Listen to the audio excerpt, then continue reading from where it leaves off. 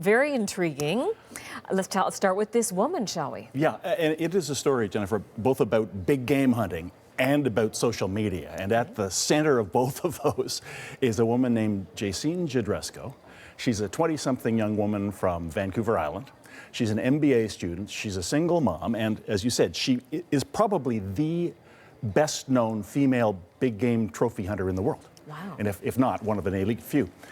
She is sponsored by a women's hunting apparel company. She has TV and online productions that follow her around the world, stalking and killing exotic animals.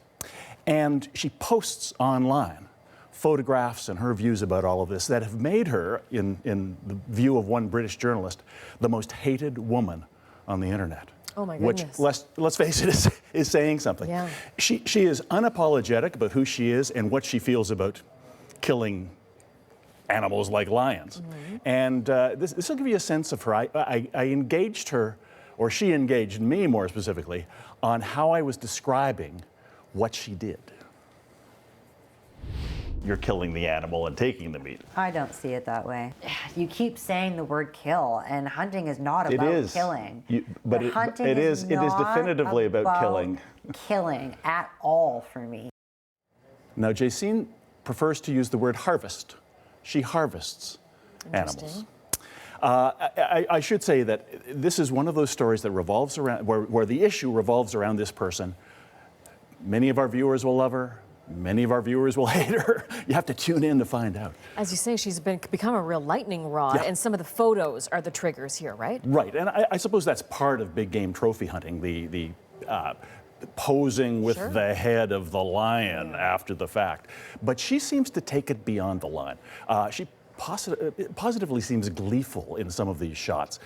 In one notorious one online, she's bathed her face in the blood of the animal she's killed. In another, she appears to be eating the heart of the animal she's killed. Wow. And you can imagine in the marketplace of ideas on the internet what the response from some people is to this. There literally are death threats for her and her family. And she doesn't seem to discourage it. No. I mean, she calls these people haters, of course, and there's one infamous tweet recently in which she said, "The more you hate, the more I'll kill." So she's not just boasting. It's not like just holding up your big fish catch. She's goading, it sounds like. Yeah, and again, quite transparently, she says if she could, I asked her what was on her wish list, her bucket list. Yes. An elephant. She would like to kill an elephant, which, given another one of our stories tonight, is somewhat bold. Yes, I do want to talk to you about that too. But first of all, I want to ask you about, people will remember Cecil the lion and the controversy over that incident. How did that affect the whole debate around trophy hunting? Yeah, I think it ratcheted the attention up. There's no question about that. And I think in a way it made Jacine the controversial character she is online. Now, people may remember this was a couple of years ago. Cecil was a legendary elderly lion in southern Africa in a protected game park. So, not to be hunted. Somehow, an American dentist and his guides lured Cecil out of the park, and he was killed. And the dentist, Walter Palmer from Minnesota, became a villain everywhere, especially on late-night talk shows, where he was the brunt of their routines for weeks afterwards. Jacine is sympathetic, but not towards Cecil. She believes the dentist got a bad rap here, that the guides should be blamed. She then, shortly afterwards, went out and killed her own lion in South Africa, which you can see online.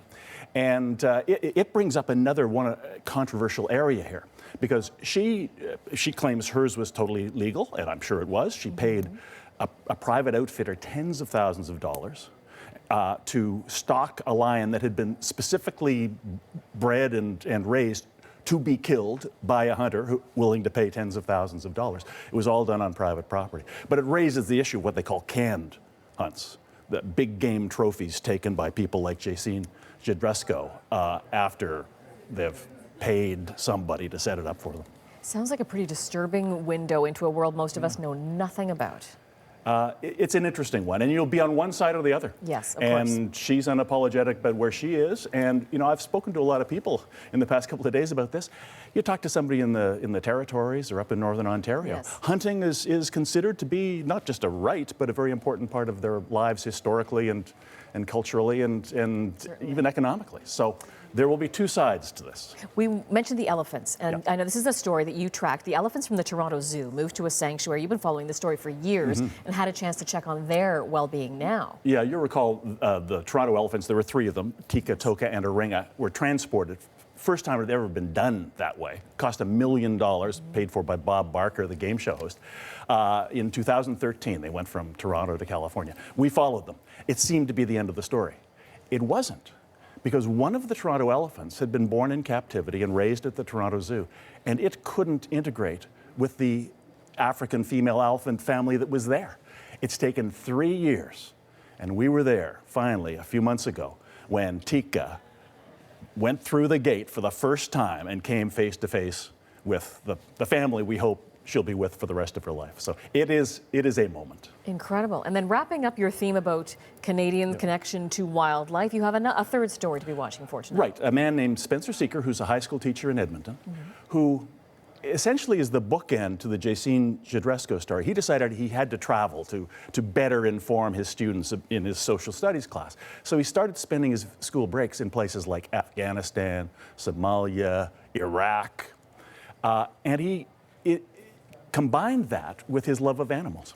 So we follow him into the war zone of northern Iraq, where against all odds he finds and eventually rescues a baby chimpanzee. And it's as heartwarming as the elephant story, as a matter of fact. Sounds like the basis of a movie, actually, doesn't it? Exactly. Bob, it all sounds fascinating. Thanks so much for stopping by to tell us about it. You can watch The Hunter and the Hunted tonight on the Fifth Estate. That's at 9 p.m. on CBC Television.